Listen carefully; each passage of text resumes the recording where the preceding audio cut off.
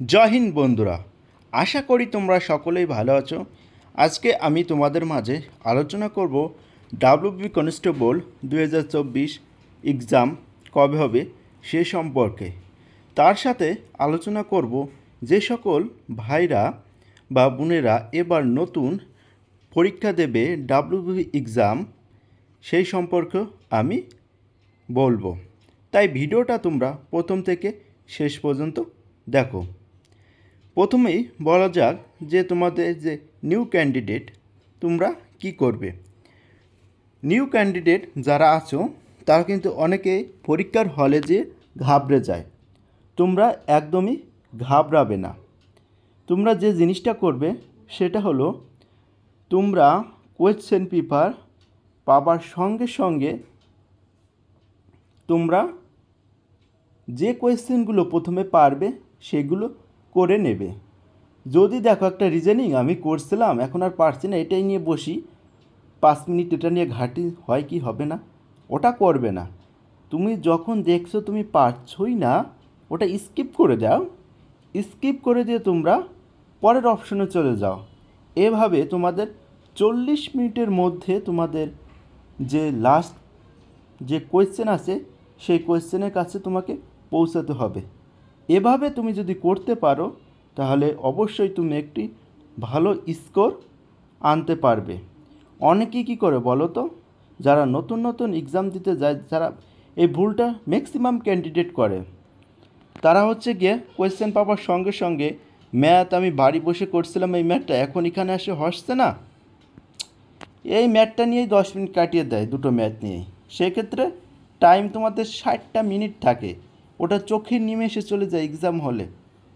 ওখানেই সময়টা খেয়ে ফেলায়, পরে দেখে কোয়েশ্চেন 60টা দেখার পর আর পারছে না, টাইম এই দিক দিয়ে নেই। এক্ষেত্রে পরে যে সহজ জিকে রিজনিং ম্যাথগুলো থাকে ওইগুলো আর একটু করতে পারছে না। এটা তোমরা কখনোই করবে না। আমি তোমাদের যেটা বললি সেটাই করবে তোমরা। যে সকল নিউ ক্যান্ডিডেট তোমরা যা পারবে তাই করবে, কিন্তু কোয়েশ্চেন তোমরা লাস্ট পর্যন্ত দেখবে। এটাই হচ্ছে গিয়ে সবচেয়ে বড় কথা। তুমি যদি লাস্ট পর্যন্ত দেখো তুমি অবশ্যই একটা ভালো স্কোর আনতে পারবে, কারণ লাস্টেই ভালো সহজতা থাকতে পারে তোমার সেটে, তুমি কিভাবে জানবে সেটা। এটাই হলো কোয়েশ্চেন। আরেকটা কোয়েশ্চেন, বুকলেট নাম্বারটা তোমরা ভালো করে লিখবে এবং কোয়েশ্চেন পেপার যে রুল নম্বর সেটাও ভালো করে লিখবে। অনেকেই আমি পরীক্ষার হলে গিয়ে দেখেছি অনেকে ভুল করে দেয়, ওটা ভুল করলে তোমাদের কিন্তু ওই এক্সামটাই নষ্ট হয়ে গেল। ওটা কোনো মতেই ভুল করতে দেওয়া যাবে না। তুমি বাড়ি হোমওয়ার্কশিটে বারবার প্র্যাকটিস করে অভিজ্ঞতা করে নাও, এবং তুমি যে রুল নম্বরটা পাবে ওই রুল নম্বরটা বারবার তুমি ওই হোমওয়ার্কশিটে ভালো করে লিখো এবং সেভাবে পূরণ করো। এভাবেই তোমাকে করতে হবে, দেখবে পরীক্ষার হলে যে ওটা ভুল হবে না। এবার আসা যাক এক্সাম কবে হতে পারে। দেখো, এই মুহূর্তে তোমাদের লোকসভা ইলেকশন হচ্ছে এবং এই লোকসভা রেজাল্ট কবে পাবলিশ হবে সেটা হচ্ছে জুন মাসে পাবলিশ হওয়ার পর তোমাদের কিছুটা সময় নেবে, 1 মাসের মতো, এবং 1 থেকে 1.5 মাসের মতো সময়টা নেওয়ার পর তোমাদের এক্সাম কন্ডাক্ট হবে। সে কী মাস? জুলাইয়ের লাস্ট বা আগস্টের ফার্স্ট। এই সময়টা তোমাদের ডাব্লিউবিপি কনস্টেবল 2024 এক্সাম হতে চলেছে। যে সকল বন্ধুরা ভাবছো বা ভাইয়েরা ভাবছো এখনও অনেক সময় আছে, কিন্তু দেখো সময় কিন্তু চোখের নিমেষে চলে যাচ্ছে। তাই তোমরা ভালো করে এক্সামের জন্য প্রস্তুতি নাও।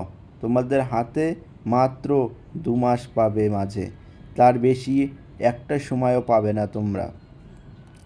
এবং এই 60টা দিন তোমরা রুটিন মাফিক পড়াশোনা করো। তোমরা জানো যে একটা এক্সাম হতে চলেছে, কাট অফের তফাৎটা একটু বেশি যাবে বা কাট অফ একটু হাই যাবে, কারণ একটা এক্সাম তোমার। সেক্ষেত্রে পিআরবি চাবে তোমাদের, যারা হাই স্কোর করবে তাদেরকে আগে প্রাধান্য দেওয়ার চেষ্টা করবে। তুমি যদি ওই হাই স্কুলের ভিতর ঢুকে যাও বা কাট অফের ভিতর ঢুকে যাও, তোমার একটা বিশাল অপরচুনিটি থাকবে।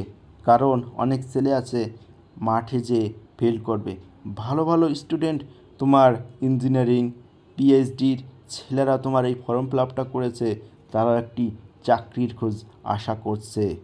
তাই ওই সকল ক্যান্ডিডেট 70% মাঠে যেয়ে ফেল করবে।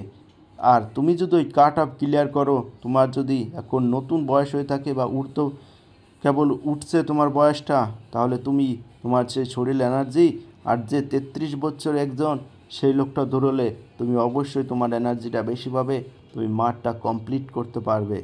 তাই আমি তোমাদের বলছি, যারা নতুন নতুন এক্সাম দিচ্ছ, যাদের হাইট একটু ভালো, তারা অবশ্যই ভালো করে পড়াশোনার প্রতি লেগে থাকো।